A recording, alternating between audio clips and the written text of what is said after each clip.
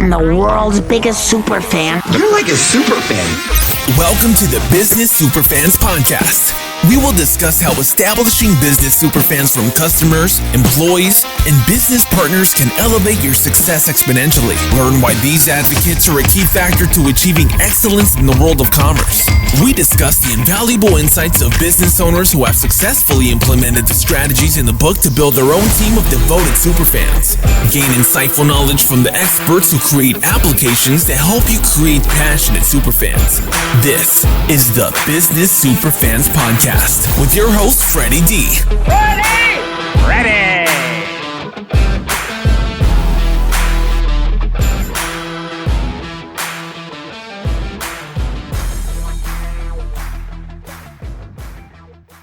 Erick Vargas is the co-founder and COO of Follow Up CRM, a leading CRM solution for the construction industry. With over 15 years of experience, he has helped contractors streamline their sales processes, boost client retention, and adopt technology for better business efficiency.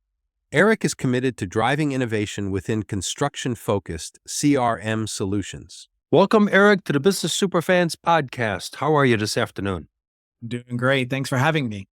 We're excited to have you. Erick, tell us a little bit about your story and how you became COO of Follow Up CRM, a construction management software application. Yeah, right out of college, I met somebody, my co-founder here in Fort Lauderdale, where we're based. His name is Greg Wallach, and he's been like a mentor to me over the years.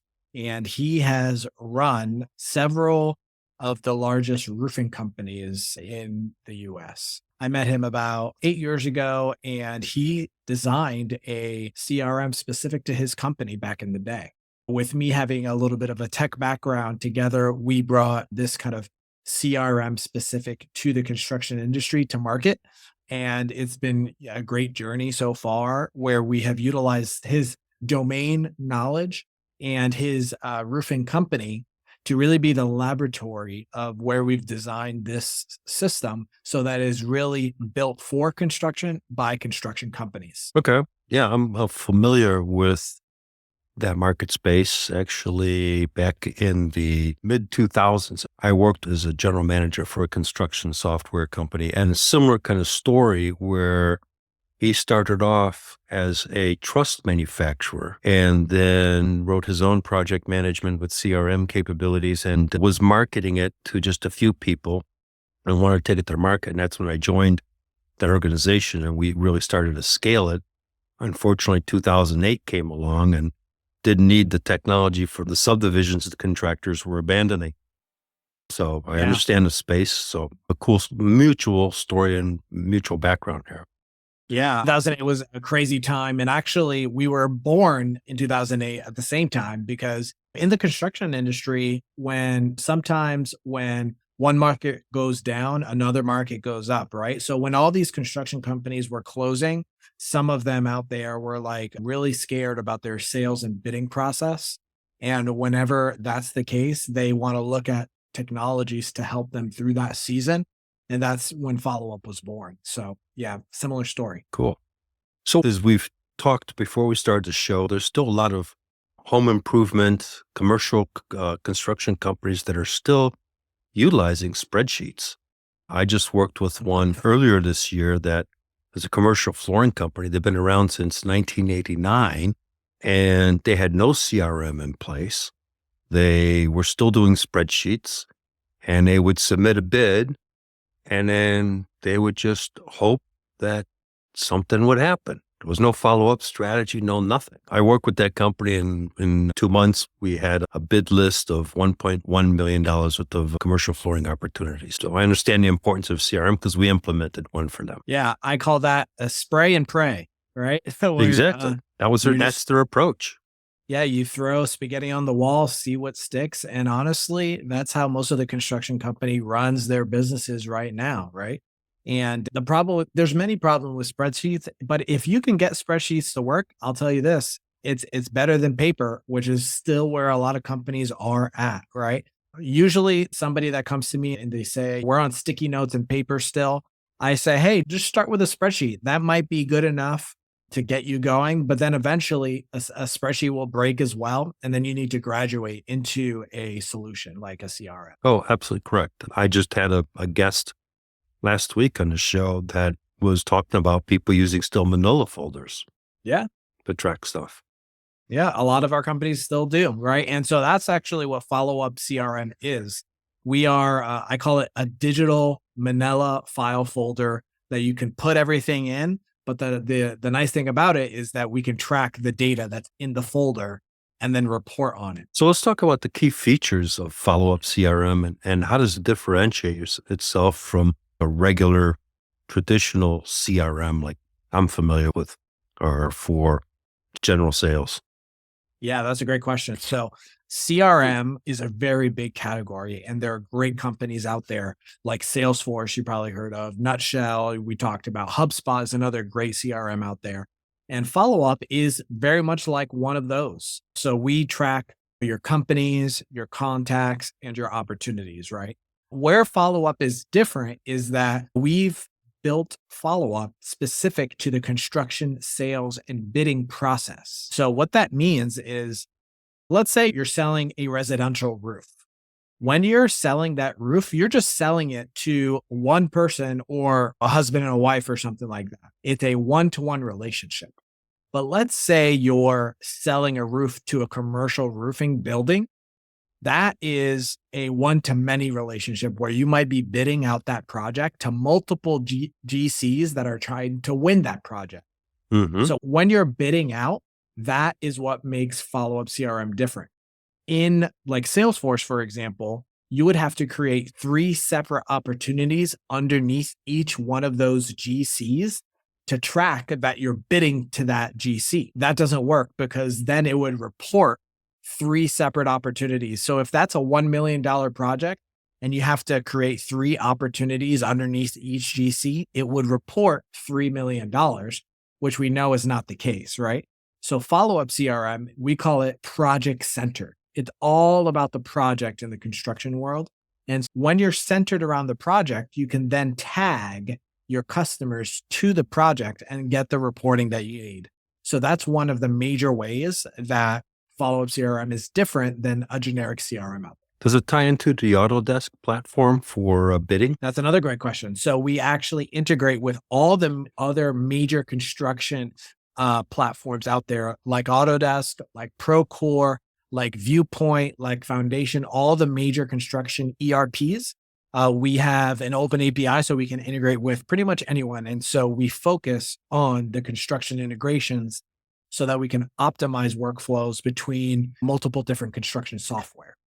Yeah, that's a great feature because now it makes it easy for the user to keep track where he bid, what he bid, when to follow up on the bid, all that aspect, and nothing really falls through the cracks where I've seen companies where they submit the bid through the Autodesk platform, et cetera, and they just wait to see whether they got it or they didn't get it. 2 months go by and I guess we didn't get that project. That's right. So the way I like to say it is that once you have the estimate and your bid done, you're only halfway through the sales process, right? You still have to deliver that proposal. You still have to check in. You still have to follow up, which is where we get our name, right? And most construction companies just stop at submitting the bid. That's not enough, right?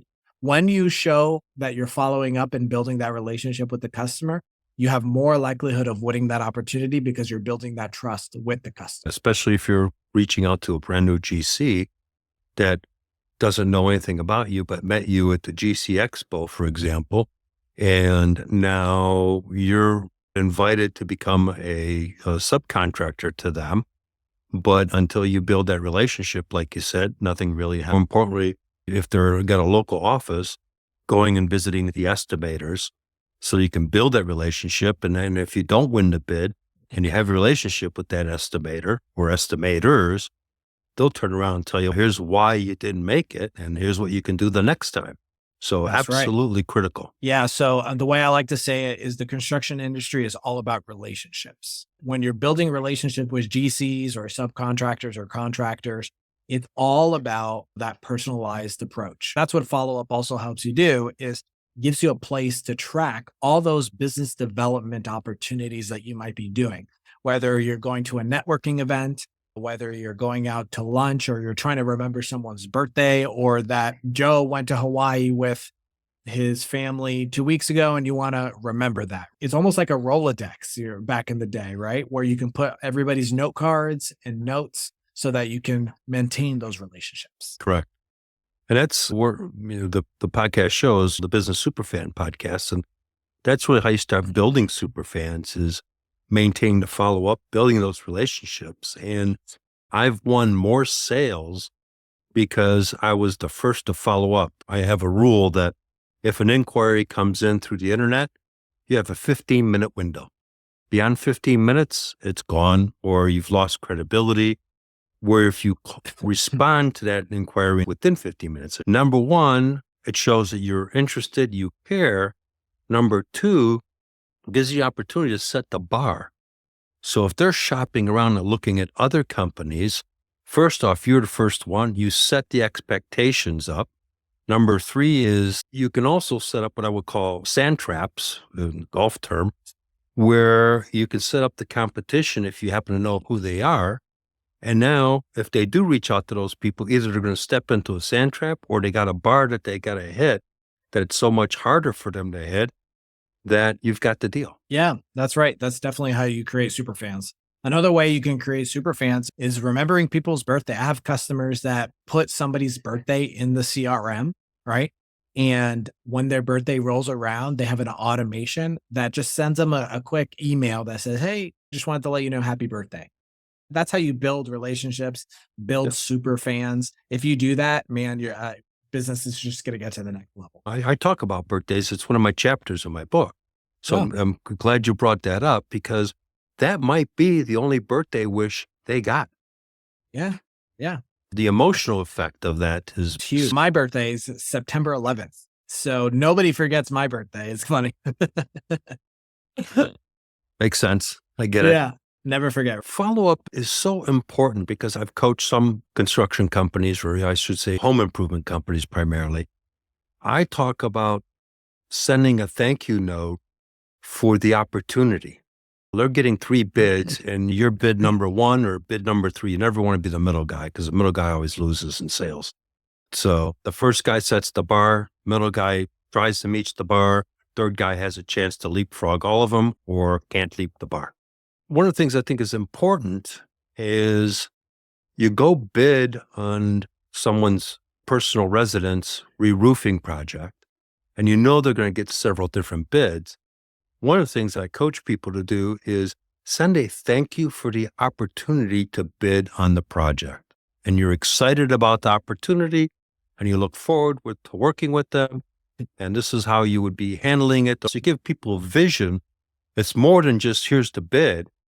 You're showing gratitude right off the bat for the opportunity to have bid. Now you stood out, because I can guarantee you the other 2 companies probably didn't do that. And now they're like, whoa, this guy's really interested in our project. When you do that, you're building professionalism, right? Correct. And when you're fixing a roof, or maybe it's an HVAC project, or you're building something for a customer, that's what they want to see, because a lot of times people have been screwed over by some contractors sometimes, right? Everybody has a story where they have had somebody come to their house and demo the bathroom, and it took 5 months longer than it should have. And the guy never showed up at the end, or after they got the deposit, they didn't come for 2 weeks or something like that, right? That's how a lot of the construction industry can be sometimes, at the lower end. But when you send the thank you for the opportunity, you're setting the bar for, like you said, the competition. So if I had somebody do that to me, and actually that happened to me, I had a leak in my roof and I called 5 contractors to come to my house. Not one of them followed up after they gave me the bid. I didn't go with them. I just called a friend and they patched up the roof. I would have probably gone with somebody, but I didn't trust anybody to follow up and actually have them walk on my roof and do a good job, because they didn't care enough to reach back out. Yeah. When I was selling manufacturing software, one of the approaches that I used is we were demoing the manufacturing software. So you had the guys on the shop floor come in, you'd have management, you have the owner, because I was going into tool and die shops, mold makers.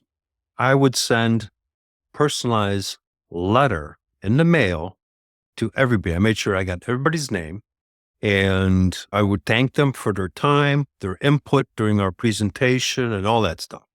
Now, Johnny that's out on the shop floor running the milling machine, how do you think he felt getting a card thanking him for his time in the meeting to learn about our technology? I promise he's never had that before. Exactly. And so when they would meet of who are they going to pick as a vendor, we would always win. I never lost sales. If I did, it was very few. And that was because primarily everybody felt that after the sale, the consensus was, because I would ask, why'd you pick us? And they all said, after the sale, we felt that you would provide the best support. But I set that stage by acknowledging, thank you for your time, appreciate your feedback, we're excited to work with you. So I was already doing presumptive close. Then when you get the deal, I always say, send a thank you letter or now selecting us and letting them know what the process is going to be so people can plan their life. Then take pictures of the project, because most people don't. And then they have ability to show a story to their neighbors and friends. And so now they become your super fan because they're promoting you to all their friends and family members. Look at the kitchen that they remodeled. Remember what it looked like? Oh, here's a picture. Here's some of the process. And look, the place is clean.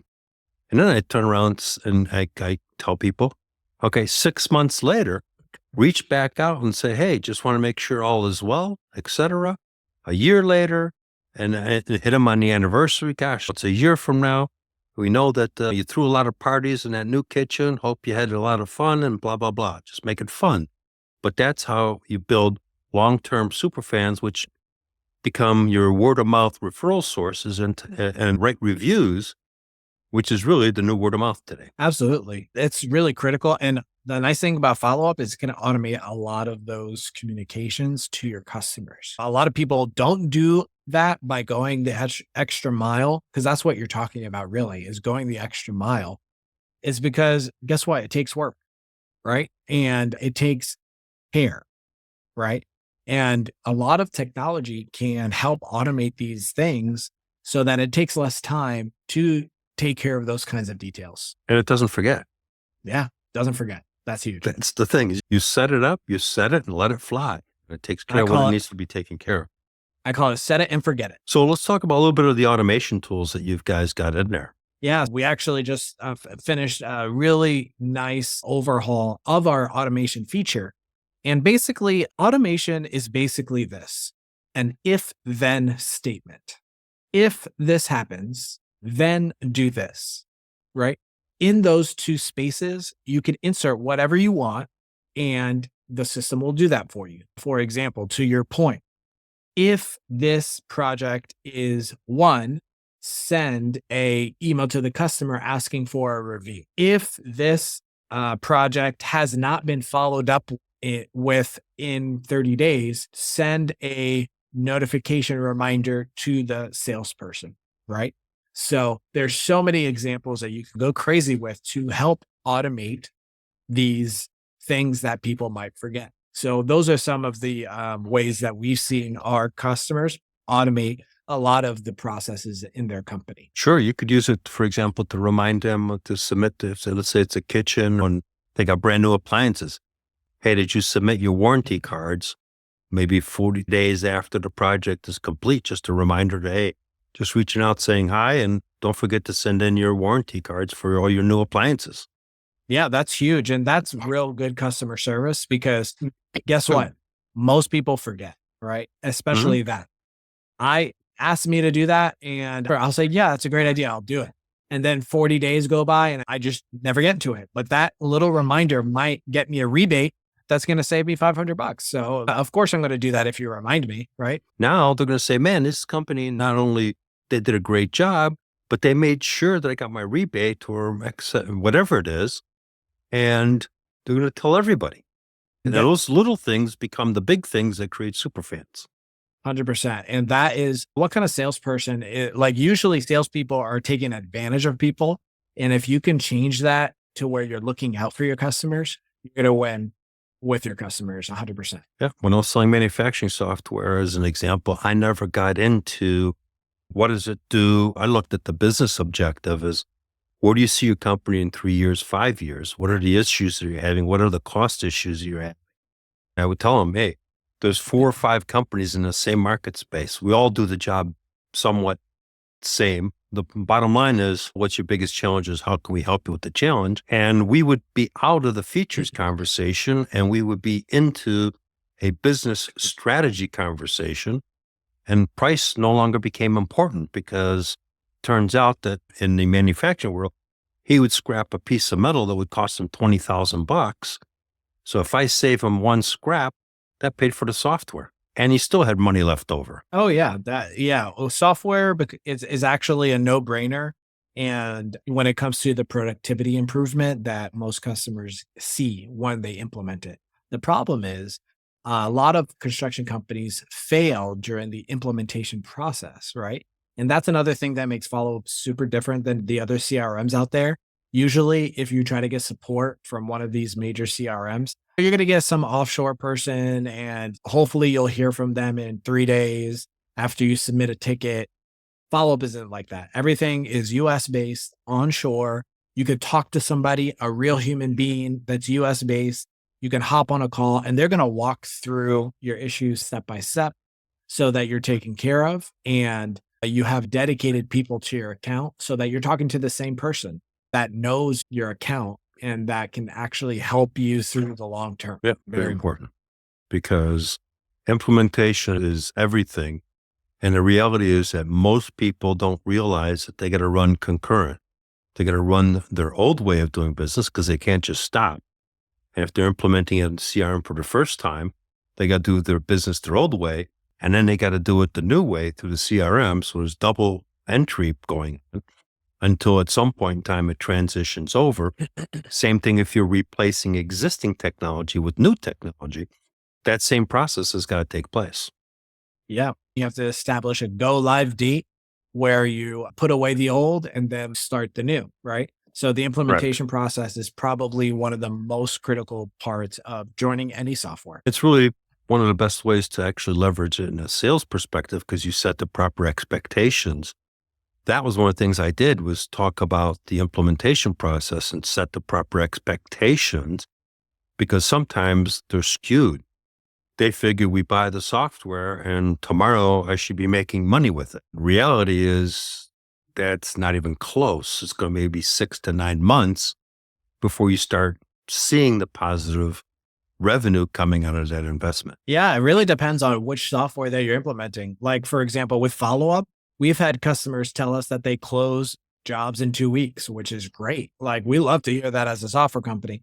But if you're implementing like an accounting software, that's going to take 6 to 9 months. It's going to be painful and it's going to be something that you really have to commit to. So it really depends on what you're implementing. And thankfully, Follow Up can get up and running in 2-3 weeks, depending on how fast you want to go. Yeah, when I was selling manufacturing software, it would take a while to get it up to speed because of the complexity of it and the training involved and everything else. This was back in the 90s. Today, you've got tools that are much smarter than back then. There, you still have to use a lot of brain power. Yeah, we try to make it as easy as possible because if it's not easy, no one uses it. You know what I mean? Yep. Let's do a deeper dive into how does Follow Up CRM really can be leveraged to foster superfans that in turn become the sales force of the user of your platform. Yeah. So another way that Follow Up helps our customers build relationships in the business development process is 2 things that we've done recently that we just released. We have a social integration with LinkedIn. So let's say you put my name into our software and you put Erick Vargas and my email at followupcrm.com. It's going to automatically find my LinkedIn profile and bring that into the CRM and then give you a little button so that you can connect with me without even leaving the system. A lot of people are building their networks through the system and building the relationships that way. So that's one way that we're helping. And then the one that we're really excited about is our integration with AI into the CRM. So let's say that, again, you put my name into the system and we have a button that says research with a, so you click on the research button and it's going to scour the internet for everything Follow Up CRM and Erick Vargas related. And it's going to bring it together to build out a business development profile for me. It's going to find all the articles that have been written about me, about Follow Up. It's going to give you those links.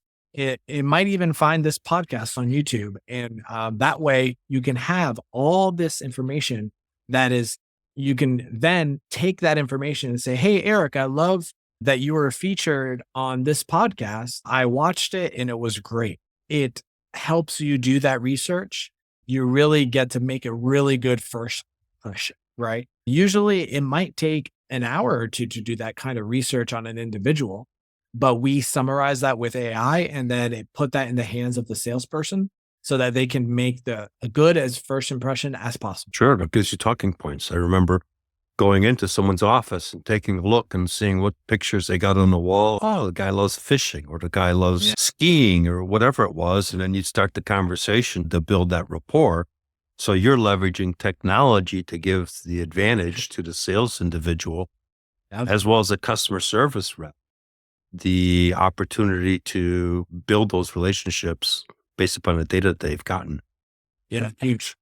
Now let's talk about your complementary partners, because those are, especially in construction, those are a critical component. How does the CRM work with suppliers, distributors, all that aspect of it? Yeah. So a lot of our customers might track their suppliers and distributors within the system, right? And especially in construction, no one does a construction project alone. If you're a roofer, then you need a whole bunch of different suppliers. If you're a HVAC contractor, you need your suppliers, right? So you can bring all these people together on a singular project within the CRM. And that's what makes us different. That's what makes us specific to the construction industry, is that you can pull in your supplier, your engineer, your subcontractors. You can pull everybody in on the project and get one overview as to what's going on with the project and who you're working with to deliver on the result for your customer. Can you communicate between suppliers for the project? Yeah, absolutely. So we have an email integration, which is really nice. Whether you're on Outlook or Gmail, you can send an email from the platform to your different contacts within the system. And then it tracks those emails automatically within the platform so that you remember, oh, I emailed this person or that person. And then we also take the replies, a copy of those replies, and put it in the system so that you can see all the communication from 5 different people about this project in one place. Which is paramount, because then the left hand knows what the right hand's doing. Exactly. And the right hand knows what the left hand's doing, and everybody's on the same page. Imagine you're the owner of the company and I'm the sales guy and I'm emailing 5 or 6 people about this one project. All you have to do is come to the project page and you can see, oh, Erick emailed everybody that I needed to communicate about this project. Instead of chasing me down or chasing all the people that I emailed down, it's just chaos. Sure. Or same thing as you got the superintendent on a project calling because of something and you're not available because you're somewhere else. That person can go and take a look in the whole feed and says, oh, okay, here's what's taken place. Here's what it is. Oh, no, this was sent on such and such a day. Someone else can resolve the problem on your behalf. And you hit on a great point there. So not only does it optimize my time as a salesperson or a project manager, but it brings the whole company together so that everybody's working off the same information. Now, 10 people can know the latest update on this project because it's all tracked in one place. That's huge. Huge. So let's wrap up here with, where do you see the future of tech in the construction market space? Yeah. So the future of tech is really bright. To me, I think we just started entering into a really fun era because a lot of young people are getting into the trades once again, right? There's a lot of whatever they're calling them nowadays. They are looking back to the trades. They want to get into it because they know that, guess what? You'll always need a new roof, right? You'll always need the air conditioning fix. You always need a plumber, right? And so these businesses are recession proof, where maybe a technology company 5 years ago, 10 years ago sometimes they start and then they go away, right? But in the construction industry, these are businesses that last. And that's what the younger generation is starting to see. So with this new generation of construction business owners, they're bringing technology with them. So we're going to see construction companies do more, better, and faster because this next generation is coming in and they're looking to utilize technology to the utmost to make their businesses better. As you just said, home improvement is never going to go away. Ever. 10 years from now, you can turn and look at the kitchen and go, that sucks. I need a new kitchen. I remember years ago, I was house sitting my brother's house in the winter. He was 3 months in Germany. And guess what? Furnace went out. It was wintertime. Fortunately, I was there and we got that fixed. Otherwise, you would have had a little bit of a problem. So absolutely correct. Erick, it's been a pleasure having you on the show. As we talked earlier, do you have anything for our audience, especially those that are in the construction industry? Yeah, if you're interested in learning more about Follow Up CRM, you could find me on LinkedIn, or you could just go to our website, followupcrm.com, and you can reach out to us. We're happy to show you a demo or just chat and talk construction. We love to do that too. All right, Erick, it's been a pleasure having you on the Business Superfan podcast, and we look forward to having you on the show down the road and continuing the conversation. Great. Thank you for your time. Have a good one. Bye. Thanks, you too. Bye. Thanks for tuning in to today's Business Superfans podcast. If you found value in our dive into creating superfans for lasting success, show some love, hit like and subscribe for future episodes, and share with your network to spread the insights. We'd appreciate if you would write us a review as it helps our show. Your support is everything and fuels more content to boost your business. Till next time, keep rocking superfans, superstars. We hope you took away some useful knowledge from today's episode of the Business Superfans podcast. The path to success relies on taking action. So go over to businesssuperfans.com and get your hands on the book if you haven't already. Join the Accelerator community and take that first step in generating a team of passionate supporters for your business. Join us on the next episode as we continue guiding you on your journey to achieve flourishing success in business.